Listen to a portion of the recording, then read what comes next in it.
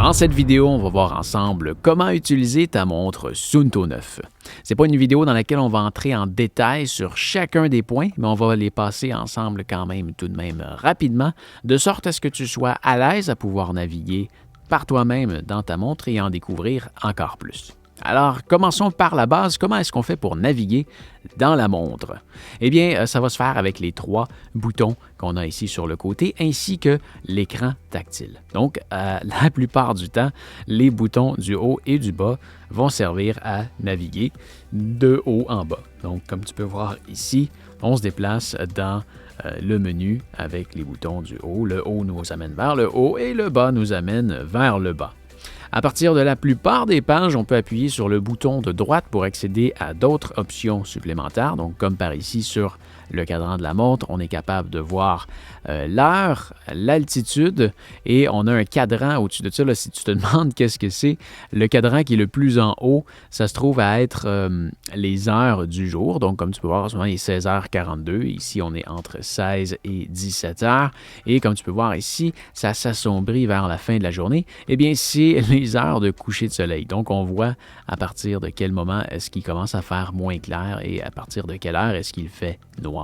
L'autre en dessous, c'est le baromètre. Dans le fond, ça l'indique la pression atmosphérique.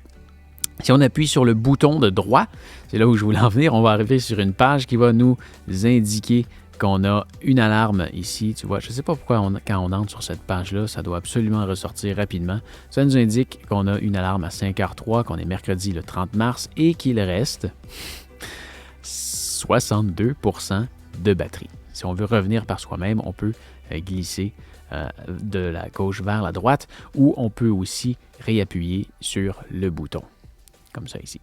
On peut, avec le bouton de bas, donc naviguer vers le bas. On va tomber sur des pages qui vont nous indiquer quelques données. Donc là, ici, on va avoir les pulsations cardiaques qui, en ce moment, sont indiquées à 80. C'est certain que là, j'y vais du bout de doigt, donc ça peut prendre une pulsation cardiaque plus ou moins bonne. Mais je dis, même au poignet, ça donne une pulsation plus ou moins bonne. Si tu veux avoir quelque chose de précis avec une Suunto, je te conseille de prendre une ceinture cardiaque, sinon ça donne vraiment n'importe quoi. Si tu appuies sur le bouton à droite ici, on va tomber sur un graphique qui va indiquer les pulsations cardiaques dans les dernières heures. Et encore là, tu vois, ça va revenir. Tu peux aussi naviguer avec ton doigt là, de droite à gauche, comme ça. On peut aller à l'option un peu plus bas. Donc, ça va ici indiquer le stress. Hein, et tu vois, si on vient ici, on est capable d'avoir des informations supplémentaires. Mais là, comme je ne la porte pas beaucoup, il n'y a pas grand-chose qui s'affiche là-dessus. Si on vient sur l'autre page en dessous, on va voir le nombre de pas qui a été fait depuis le début de la journée. Si on glisse par là, on est capable de voir le nombre de pas pour chacun des jours de la semaine. Et si on vient ici, alors on va avoir les calories brûlées. Sur certaines pages, tu peux encore, tu vois ici, il y a une petite flèche à droite. On peut même continuer à descendre pour voir plus d'informations sur les calories. Donc ça va nous donner les calories pour chacun des jours. Et quand tu veux revenir, tu peux glisser toujours de la droite vers la gauche, comme ça. Ensuite, page suivante. Donc là, tu vois ici encore, sur cette ligne-là, il y a 3 pages. Et là, tu vois, on va avoir le nombre d'heures d'entraînement. On va avoir, encore une fois, un graphique de la semaine. Et voilà, c'est toutes des informations sympathiques que tu peux t'amuser à aller voir là, comme ça. Et encore une fois, tu vois, il y a certaines pages dans lesquelles on peut descendre davantage. On va retourner vers la première page, comme ça, et ensuite, on va voir l'altitude. Il y a un truc qui est important à savoir et qu'on n'a pas vu depuis le début, qu'on descend dans ces fameuses pages-là. Sur chacune de ces pages-là, si tu maintiens le bouton de droite, tu vas accéder au raccourci des options qui ont rapport à la page sur laquelle tu es. Comme là, par exemple, en ce moment, on est sur la page de l'altitude. Donc, si je le maintiens ici, ça me fait afficher raccourci et on est capable de définir l'altitude ou ajuster automatiquement ou on est capable de voir notre géolocalisation. Donc, si tu sais à quelle altitude tu te trouves, tu peux venir ici et l'entrer manuellement ou sinon, tu peux utiliser les GPS pour recalibrer. Dans le fond, c'est le calibrage de l'altimètre que tu peux avoir accès par là. Si on vient sur la page suivante, tu vois, on est sur l'option de sommeil. Donc, ça va te dire comment a été ton dernier ta dernière nuit, comment est-ce que tu as dormi. Et encore une fois, tu es capable de le voir pour la semaine et tu es capable d'aller voir tout plein d'autres détails sur ces pages-là. Mais encore une fois, tu vois, si on appuie sur ce fameux bouton-là et qu'on le maintient, eh bien là, plutôt que d'accéder aux paramètres de l'altimètre, on va accéder aux paramètres du suivi de sommeil. Donc, on peut l'activer, le désactiver, on peut se donner une cible d'heure à dormir et on peut aussi activer automatiquement le mode ne pas déranger lorsque l'on dort. C'est quand même intéressant. Ensuite de ça, qu'est-ce qu'on va avoir? Ici, je ne l'utilise pas assez dernièrement pour qu'on le voit. Là. Il y a certaines données qui ne seront pas affichées tant que tu ne l'auras pas utilisé quelques jours d'affilée.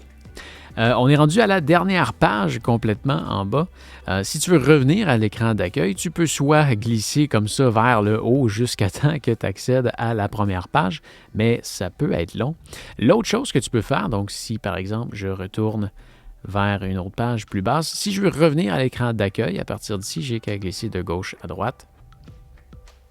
Gauche à droite. Allez, Sunto. Gauche à droite. Voilà, et ça nous ramène en haut. Voilà.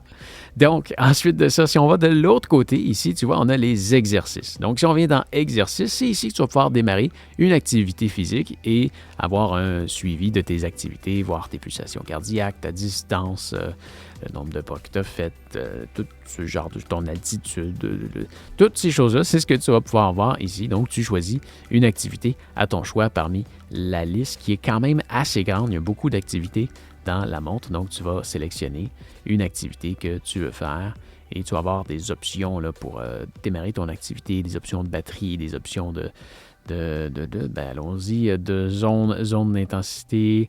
Tu peux te mettre des objectifs, tu peux paramétrer ta navigation. Mais je n'entrerai pas plus en détail dans cette section-là. J'ai fait une vidéo complète sur comment démarrer une activité et comment utiliser l'option d'activité. Alors, je vais te laisser aller la voir juste ici si tu veux en savoir plus. Alors, revenons à l'arrière. L'autre page qu'on va voir au-dessus de exercice, ça va être navigation. Et celle-là, je ne comprends pas trop son intérêt d'être là parce que navigation, c'est souvent quelque chose que tu vas faire pendant une activité. Alors, l'onglet navigation, tu le retrouves dans exercice, dans chacune des activités. Alors, à quoi ça sert? Ça sert à soit t'aider à te diriger vers un point d'intérêt que tu as prédéfini sur l'application Suunto ou à suivre un itinéraire que tu as prédéterminé sur l'application Suunto, connaître ta géolocalisation, avoir accès à la boussole ou naviguer par relèvement. Donc, ça, c'est si tu dis « je veux aller 8 km par là », ça va t'aider à suivre ton itinéraire. Ton objectif. Ça va t'aider à pointer ton objectif et à te rendre là si tu zigzags. Voilà. Ensuite de ça, qu'est-ce qu'on va avoir? On va avoir le journal. Si tu veux retourner voir certaines des activités que tu as faites dernièrement, plutôt que d'aller les voir sur ton téléphone, tu peux aller les voir directement dans ta montre. Et ensuite de ça, on va avoir le chronomètre. Par défaut, quand tu rentres dedans, ça te donne... là, tu vois, c'est parce que j'ai utilisé... je viens de l'utiliser pour faire un autre tutoriel, mais par défaut, quand tu rentres dedans, tu tombes sur le chronomètre et tu peux démarrer le chronomètre en appuyant sur le bouton droit. Donc, voilà, c'est un chronomètre qui est parti. Je peux l'arrêter, le réinitialiser. Je crois qu'on peut même lui faire des tours. Non, pas celui-là. Peux-tu faire des tours? Non, pas faire de tours. Réinitialiser. Mais on peut aussi, si on grimpe le doigt comme ça, on peut aussi avoir un compte à rebours. Donc, si je me mets un compte à rebours de 5 minutes, par exemple, eh bien, voilà, j'ai un compte à rebours de 5 minutes. Et on peut sortir de là et le fameux compte à rebours va sonner à la fin du 5 minutes. Si tu ne veux pas des temps prédéfinis, tu peux aussi aller dans complètement en bas, dans personnaliser. Et là, tu vas vraiment pouvoir choisir le temps que tu veux pour ton chronomètre. Voilà. Ensuite de ça, qu'est-ce qu'on a comme option? Paramètres. Dans paramètres, on va retrouver à peu près les mêmes options qu'on a vues un peu plus tôt dans les raccourcis. Si je viens dans Général, par exemple, je vais pouvoir changer la date et l'heure. Je peux changer la langue de la montre. Je peux ajuster les paramètres de tonalité, de rétroéclairage, d'économie d'énergie, des paramètres personnels, donc ton poids, ta grandeur, ce genre de choses-là. Tu peux aussi te mettre une alarme. Tantôt, on avait vu qu'il y avait une alarme à 5h03. Eh bien, elle est ici. Donc, on peut la désactiver ou l'activer. Et quand je rentre dedans ici, je peux, quand on la paramètre, on peut dire qu'on veut l'avoir une fois, les jours de la semaine et tous les jours. C'est quand même spécial qu'en français, ça soit affiché ainsi. Mais oui, donc c'est jour de la semaine. Je le sais parce que je viens de faire le tutoriel en anglais. Ça faisait plus de sens. Et ensuite, tu sélectionnes l'heure et tu vas avoir une alarme. Si on revient ici dans connectivité, tu vas pouvoir connecter des appareils Bluetooth. Si par exemple, tu ne veux pas utiliser le capteur cardiaque qui fonctionne comme un mal de ventre à l'arrière de la montre, tu pourrais te brancher une ceinture cardiaque Bluetooth ou si tu as d'autres appareils Bluetooth que tu peux avoir à brancher sur ta montre, ça va se faire dans ces paramètres-là. Ensuite de ça, tu vois, tantôt aussi, on avait calibré l'altimètre dans cette option-là. Voilà, donc tu vas avoir accès à quelques autres paramètres, mais c'est toutes des choses qu'on a un peu déjà vues. Ah, montre, ça peut être intéressant, on ne l'a pas vu au début. C'est aussi accessible à partir de, si on revient ici au début et qu'on maintient le bouton raccourci, tu vas voir, on va retomber ici à montre. Tu vois, c'est une option qu'on a là aussi, qui est juste accessible plus rapidement comme ça. Mais si tu n'aimes pas l'interface de la montre qu'il y a par défaut, tu peux en sélectionner une autre parmi la liste des cadrans de montres qui sont disponibles ici. Donc, c'est vraiment pour mettre la montre à ton goût.